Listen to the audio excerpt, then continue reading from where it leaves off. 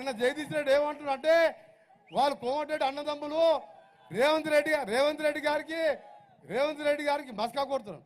నాకు రేవంత్ రెడ్డి గారు ఒక సోద తమ్మునిలాగా మా గౌరవ ముఖ్యమంత్రి గారు అయినా సరే ఎప్పుడు కూడా గౌరవం ఇచ్చి అన్నా చెప్పన్నా అంటాడు.